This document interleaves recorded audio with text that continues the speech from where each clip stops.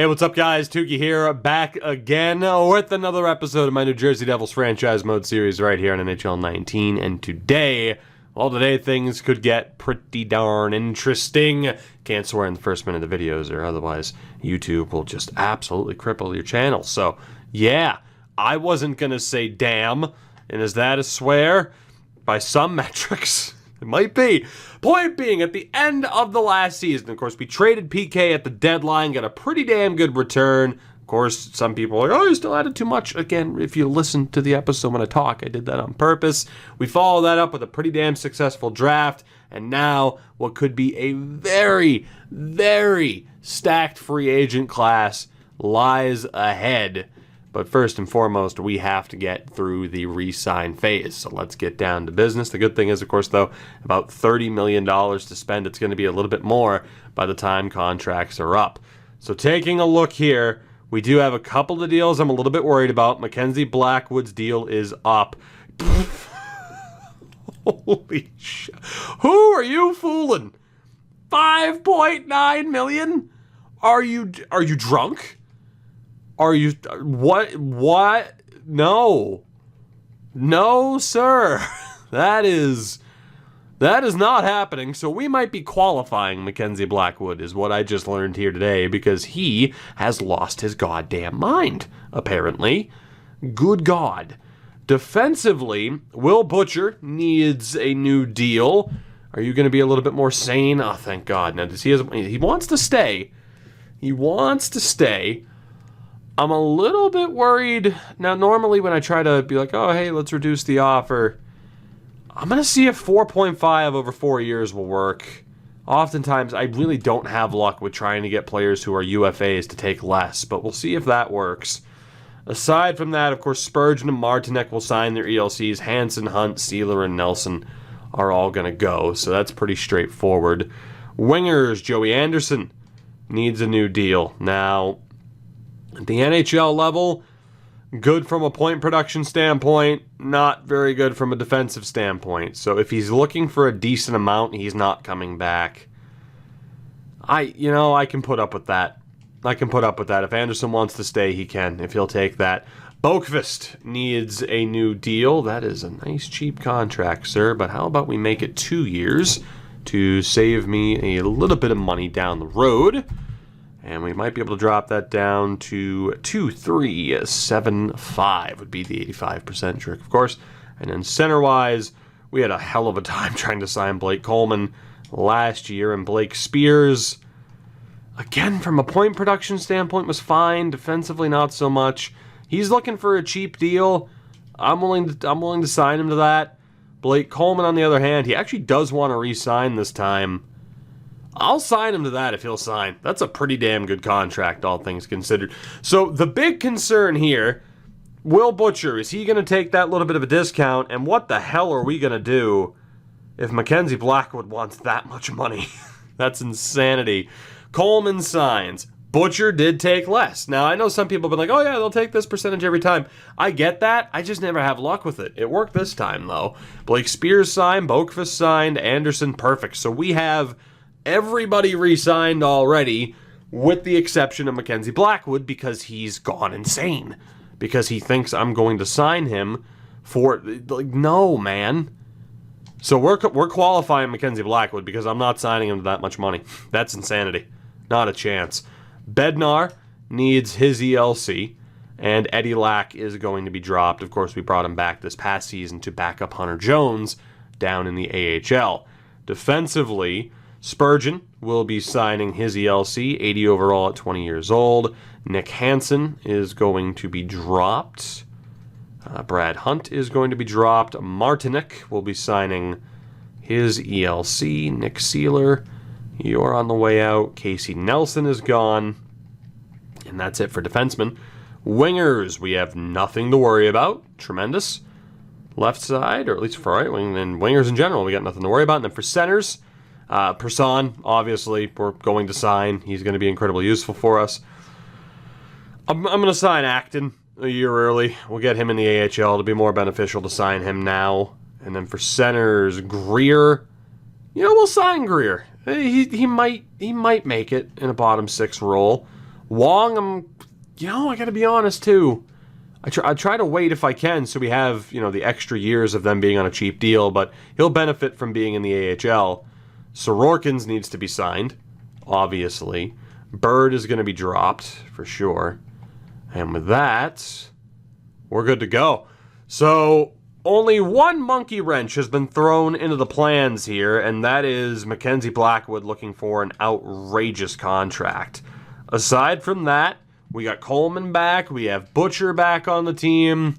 Pretty much every contract we needed to worry about is taken care of. We still have just under $30 million in space. It's just that Mackenzie Blackwood wants $5 million. So either we're going to get good compensation for him, or he's going to sign a team-friendlier deal. We'll see what happens. I mean, hey, if he gets compensation, there may very well be players out there that we can sign that are, also high quality. So I can't say I'm too afraid. Do we have any scouts on this team still that are garbage? We do. It kind of shows how much I've half-assed the scouting aspect of this thus far. I really do need to fix this up, and we will do so in this episode today. Let's take a look here. So, Marion Soleil. Let's go ahead and sign you. Paradis. Jacques Paradis. Paradis nuts. I need to go to bed. I'm tired. It is that kind of episode today. It is that kind of episode.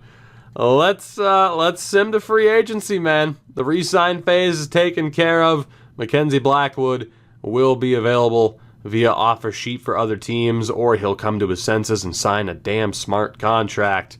But the big question is, free agent-wise, who is available? Again, when you look at this team, in terms of goaltending, if Blackwood signs, we're fine. Of course, Ottinger could be out there, but we do have Mackenzie Blackwood at an 84 and Kokechkov at an 80.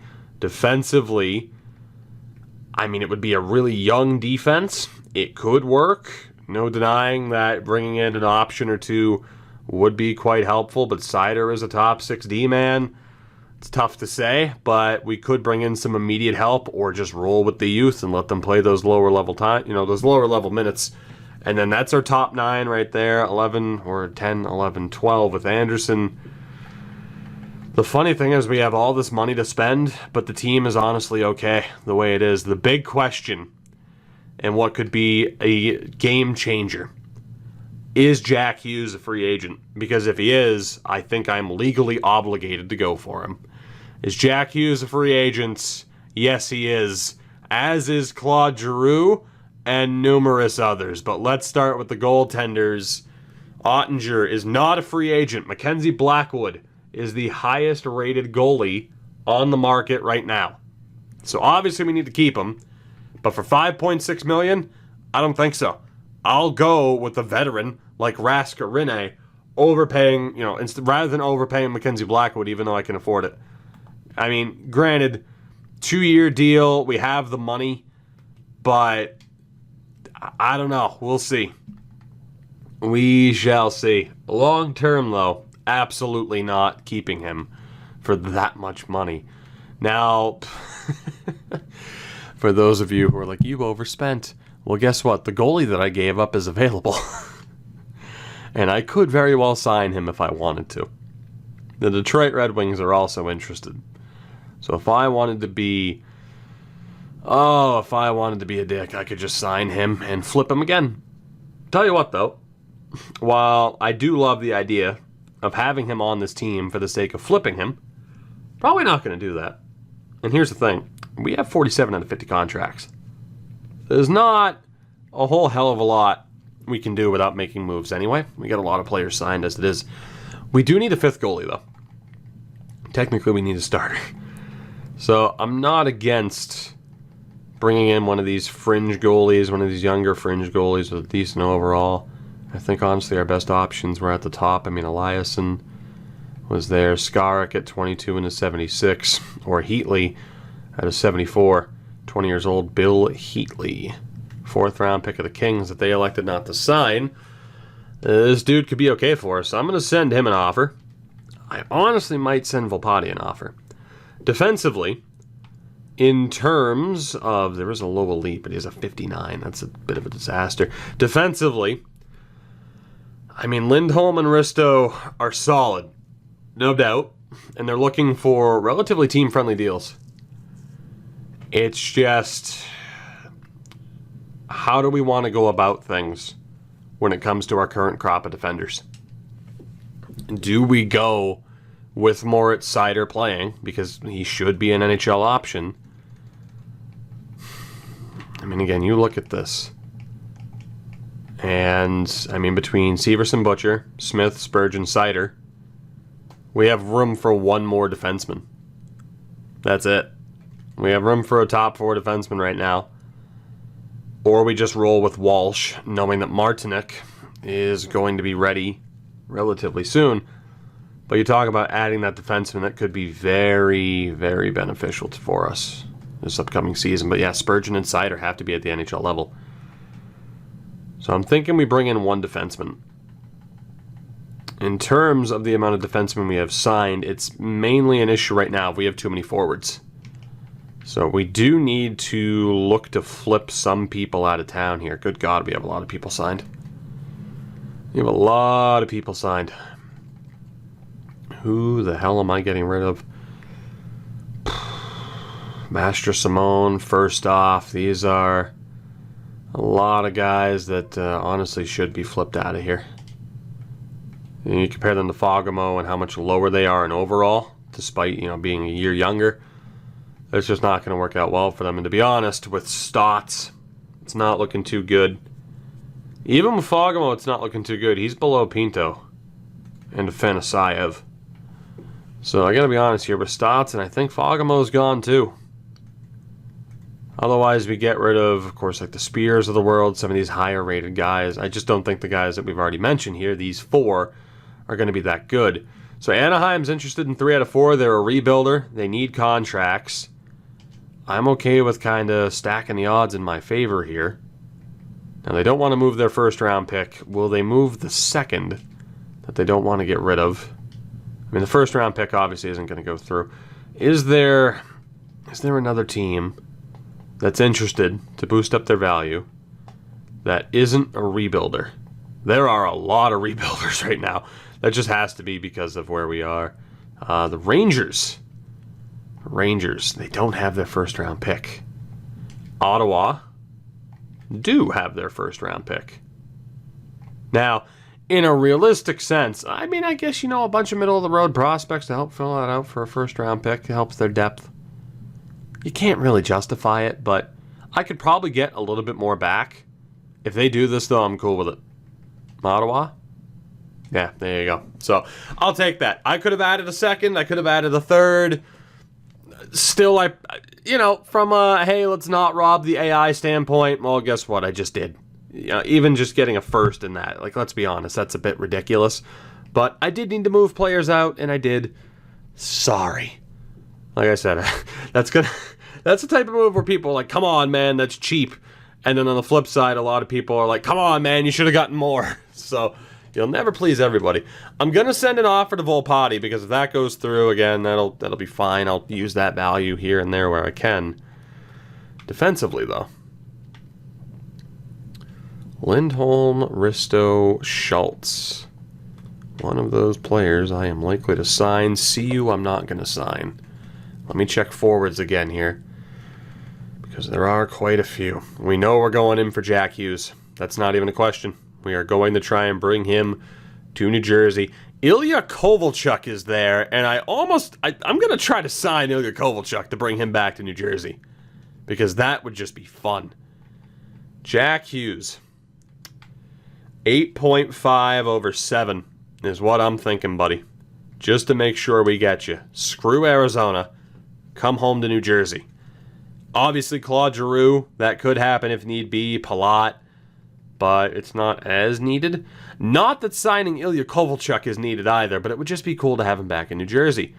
Jeremy Bracco's an RFA, Albin Gruve, and Kipper. It's not worth it. So let's just double check the forward core really quickly. And I think defensively we're going to check for one of those top options as well. But if we bring in Jack Hughes, then, I mean, number one, money-wise, we're still laughing right now with the amount of space we have. But it's likely to be Hall, Hischier, Hughes, McLeod, Palmieri, Gusev, Bratt, Boqvist, Coleman, and then Persson, and then somebody out of the mix of Gates, Anderson, Barrett, Zetterlund. And if I sign Kovalchuk, then my God, that forward core is just stacked. You know, it doesn't make much sense because we know we can drop Palmieri or Bratt down to the third line. So it doesn't make much sense to drop both of them down to the third line. If we were to also bring in someone like Claude Giroux, we could afford it. Not exactly necessary, right? Not exactly necessary. If anything, it'd be diminishing returns because he'd probably be on the second line. That would be absurd. Probably not necessary. But having Ilya Kovalchuk, bring him back to New Jersey, have him boost up the bottom six. Necessary? No. Fun? Yes. So we've sent that offer to Kovalchuk, even though I do love guys like Charlie Coyle, of course, Trevor Moore, and prospect-wise, of course, we haven't even looked yet. Actually, we have looked, never mind. It's defensively that we need to look at bringing in one of these top three. So Hampus Lindholm, 41 points last year. I mean, over the past 3 years, 30 to 40 points guaranteed. Ristolainen's been good for 20 to 30, a little bit more consistent in terms of plus minus. And Justin Schultz, 25 to 40. A little bit hit or miss there in terms of the plus minus, but that's an interesting one. He's not overly physical. He blocks a ton of shots. The giveaway takeaway ratio is terrible. Risto hits, blocks, giveaway takeaway ratio still not great. And then Lindholm hits, blocks. Okay, well, the giveaway takeaway ratio is going to be bad regardless. I'm leaning towards Schultz. Lindholm is the one lefty of that top three, though. And the only thing I'm thinking is I do want a proper lefty-righty dynamic just with our defenseman set up to take one tees. So if we consider that, we have Severson on the right, Butcher on the left, Smith on the left, Spurgeon on the left, Seider on the right. I think it's Justin Schultz. I think Justin Schultz is my top target here for a defenseman. Now, we're going to send him a little bit more money rather than term, and hopefully he'll still bite for that, but we have that money to spend. So I'm going to give him a 2-year deal, and we're going to pay him closer to like 5.8, nearly $1 million more than what he's asking for, to just try and lock him up on a short-term deal and see if by that point the defensemen that we have are good to go, rather than having to worry about trading him or anything like that. We'll deal with it. We'll deal with it. Like I said, it's one of those things where I don't like signing free agents knowing, like, okay, I'm going to trade you in 2 years. You know, I'd rather just sign him short term. So in terms of the offers we have out right now, we're looking okay. It's just what's going to happen with Mackenzie Blackwood. Defensively, hopefully we can lock down Schultz. I am so tempted for the hell of it to go for like a Claude Giroux or an Andre Palat. I really am. It'd be a nightmare, by the way, if Jack Hughes doesn't sign, but man, we offered him more than enough, I'd like to think. I could offer him even more. Well, now I can't. But, again, when it comes to this team, so Hall, Hischier, let's say Hughes, McLeod, Gusev, and Bratt, Palmieri, Kovalchuk, Boqvist, Coleman, Persson, Gates. The only other move would be, I mean, at that point, then we'd be bumping Boqvist down to the fourth line, which I don't want to do. So, yeah, as much as it would be kind of hilarious to sign someone like Claude Giroux because we have the money to do so, we're not going to do that. So we'll see what happens with the offers that we've sent out. We're also going to wait to see what happens with Blackwood. Hopefully, I can get him on a slightly cheaper deal.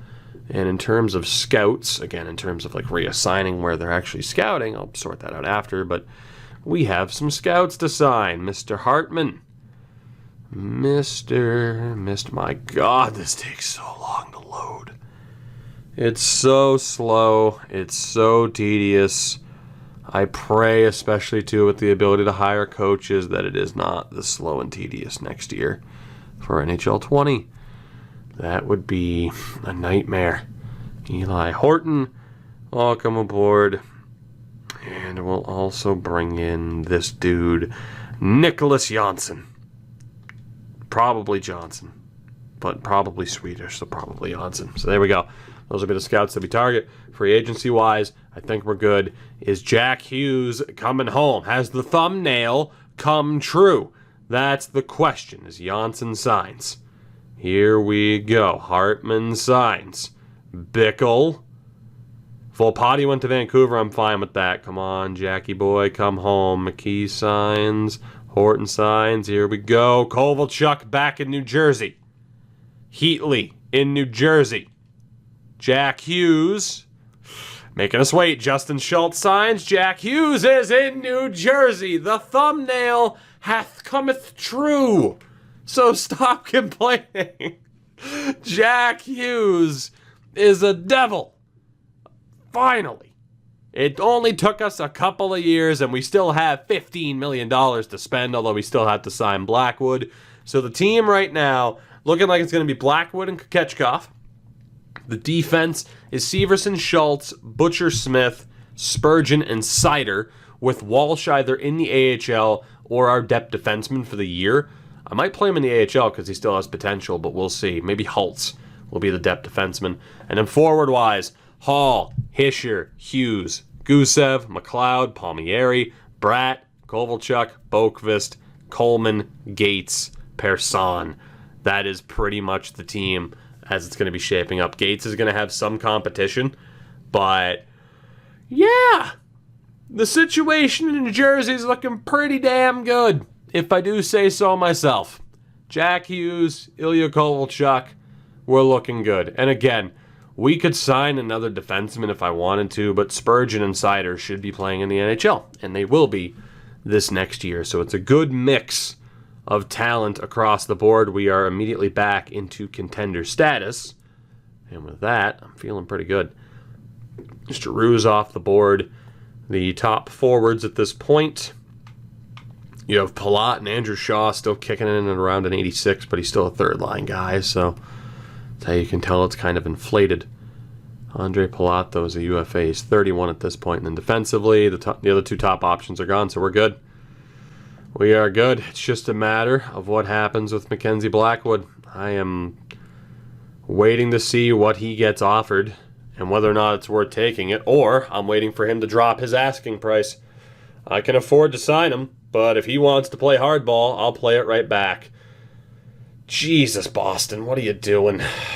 A first and a third, as they offer him 2 years at 6-1. So playing hardball for me just backfired because the Bruins said, fuck it, money, it's yours.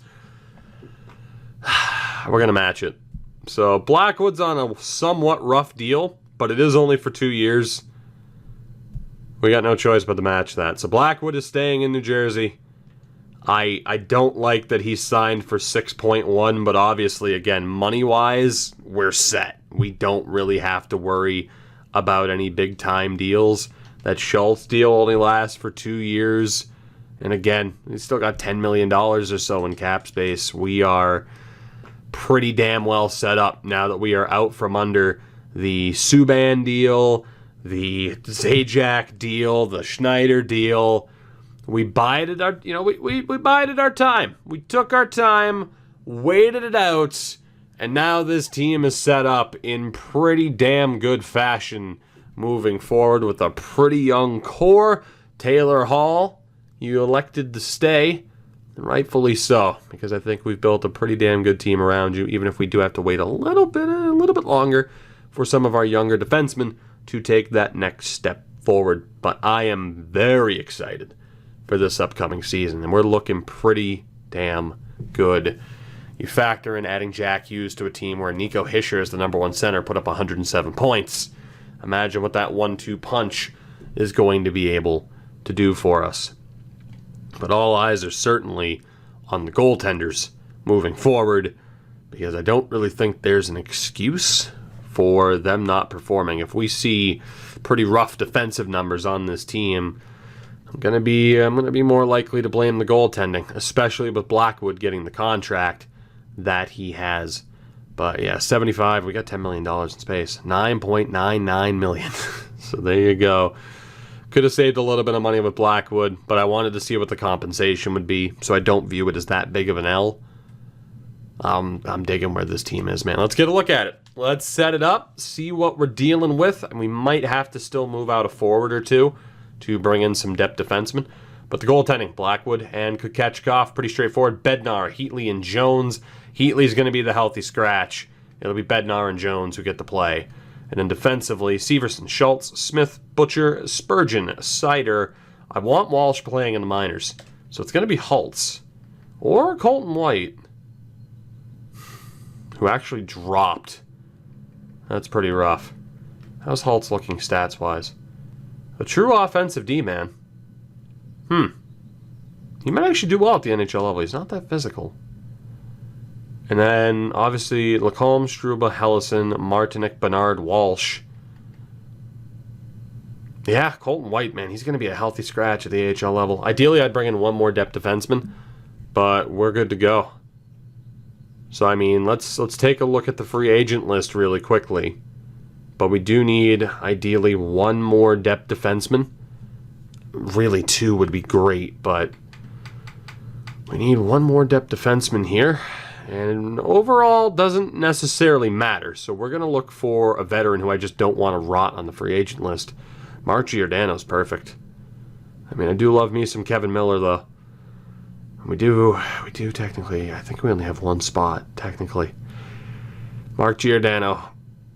I love Kevin Miller, but at this point, I'd be afraid that the man couldn't walk with the injuries he's suffered over the past few seasons, IRL. So we will stop Mark Giordano from wasting away on the free agent list. It's only fair.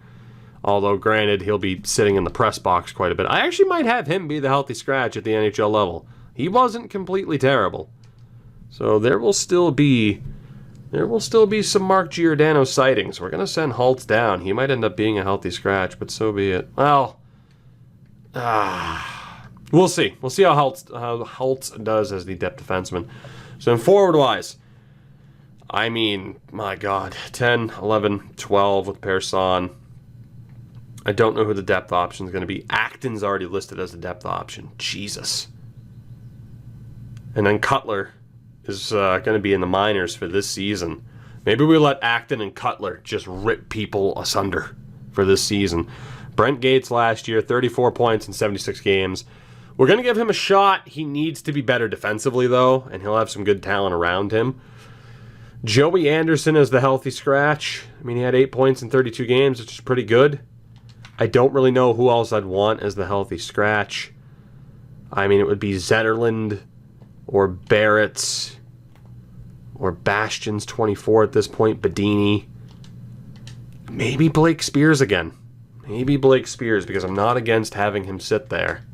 And we let Joey Anderson try to succeed. So there's a lot of pressure on someone like Brent Gates to perform, because we have a lot of potential call-up options that are going to be down in the minors wishing they were in his spot. So, I mean, it's going to be Gates, Coleman, and probably Persson on the fourth line. Now, Ludwig is AHL eligible, but at an 80 overall, he really should be at the NHL level. But if he struggles, we can send him down, obviously to Swedish, right? So that's the benefit. We can send him down if we need to. Oh, God. And then between McLeod, Boqvist, and Bratt, who plays? I mean, Bratt, 90 points. McLeod, that would, man, this would be tragic for McLeod to be sent down after 3 straight 50-point years. Bratt, 50 to 60 points. And then Kovalchuk, Jesus, he put up 72 points last year. Our top 3 lines are going to be ungodly. Oh, my God. So between, like, Palmieri's getting sent down. Let me check Kovalchuk's stats again. 91 offensive awareness, still has a wicked shot. That's rough, man. because Bratt should be on this. I mean, then again, the question of who the hell is on the top line, Hughes or Hischer. And right now, I think it's going to be Nico. Maybe. I don't know. I mean, Hughes is obviously better, but Nico did put up 100 points last year. He's put up 100 points twice, hasn't he? 96. 96 in Season 1. There are so many different combinations we could use here, but I feel bad. I think it's got to be McLeod. It's got to be. And then Boqvist can play center. Yes, he can. Perfect. So go Kovalchuk, Boqvist, Palmieri, Gates, Coleman, Persson. Depending on who's the better shot. And it is Persson. That is a fairly filthy team. If I do say so myself, I'm going to leave Coleman at center, even though Gates is arguably a little bit better defensively. Hey, you know, let's go. Who's the better skater? Yeah, let's go with Gates at center. That's a ridiculous team, man. I love that forward core. It's just the question of who's the number one center. You know, it's just there's some tough choices there. And then defensively, let's get Butcher back on that side. That's pretty good, man. Butcher, Severson, Smith, Schultz, Spurgeon, Sider. And then goaltender Blackwood, Kokechkov. This team turned the corner just like that, man. I am so excited to see what we can do. Hall, Hughes, Gusev, Bratt, Hischer, McLeod, Kovalchuk, Boqvist, Palmieri, Coleman, Gates, Persson is unreal. And then down in the AHL, just get a look at this again. Bill Heatley's good, but he'll be the depth option behind Hunter Jones. And then defensively, obviously Melchiori is going to be taken out. And that'll be in exchange for Jackson Lacombe. Mark Giordano will be a healthy scratch as we continue to try and get these guys to develop. You know what? I think Lacombe's going to be a healthy scratch here. We're still going to play probably... I guess I didn't send down Holtz, huh? White's going to be scratched. Sorry, Colton. We're going to bring in Struble. Not bad, especially with Bernard, Walsh, and Martinek. Not bad at all. We'll have that little setup right there. And then the forward lines, again, there's some NHL level talent here. And if anybody at the NHL level slips up, I mean, they're screwed. How could they not be? There's too much talent in the AHL that are on the fringe and that would want those spots. So, I mean, Robertson in a low 6, Sorokin's at a low elite. So Greer, even though he's a 75, is going to be a healthy scratch. But, I mean, that just kind of shows that we have some damn good depth. It's going to be Greer and I think Robertson that are the healthy scratches for this team. I mean, look at this. This is insane, man. I know there's a bunch of medium 9s, but there's obviously the one medium elite and Cutler. Not too shabby at all. That is going to be the team in the AHL this year. I am super excited to see how we do. Let me know what you think line combination-wise in terms of potentially changing things up. Although the one thing I do want to do here is take a look at our overall rankings for what they're worth. 99, 93, and an 88. It could be a very special season, from trading Subban to just a few months later looking like potential cup contenders. That's how quickly things can change.